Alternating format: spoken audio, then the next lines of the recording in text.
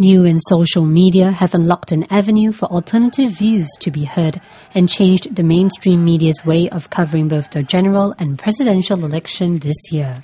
At a dialogue organised by the Singapore Press Club on Tuesday, 3 speakers weigh in on the influence new media has on reporting and journalists. How should mainstream media view the onslaught from the new and social media? Clearly, they are eating into your market share.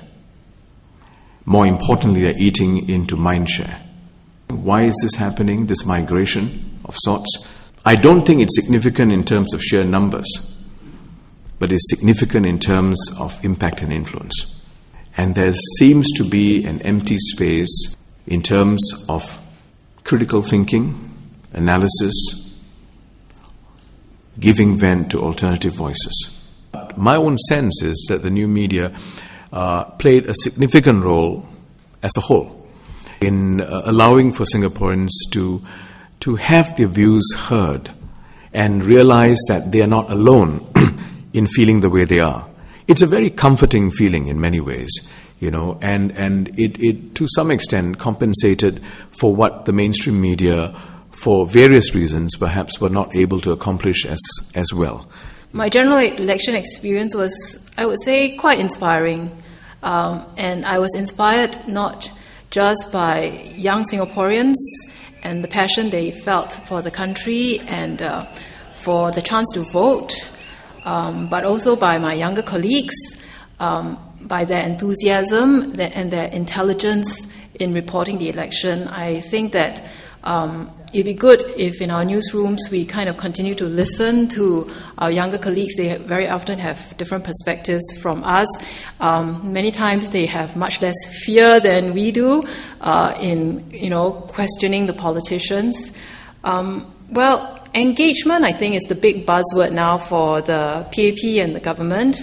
I think that for us in the mainstream media, much maligned, we also have a role to play in engaging our readers and kind of like encouraging them to give us a chance. What has changed in alongside that broader political change, of course, is expectations. So yes, it is in a sense easier and more rewarding to be a political journalist now.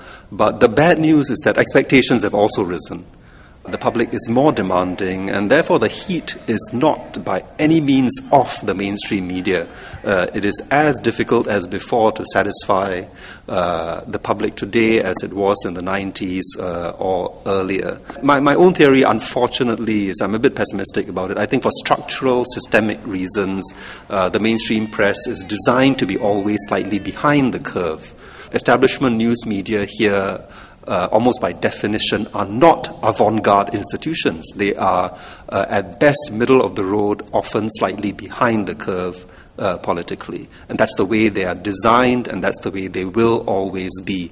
Our main friends in this are basically those critical readers who are still reading us, but putting us under unrelenting pressure to improve. And that would, of course, include critical readers within the new media, who I think are doing a great job of gate-watching and pointing out our every little flaw. The panelists also contrasted the way mainstream media coverage is perceived publicly, particularly by online critics and by the government. They agree that Singapore's political landscape has changed dramatically and the voice of the people must be carefully regarded. The challenge ahead for the media is to retain the trust of its readers and viewers by remaining unbiased and fair in reporting.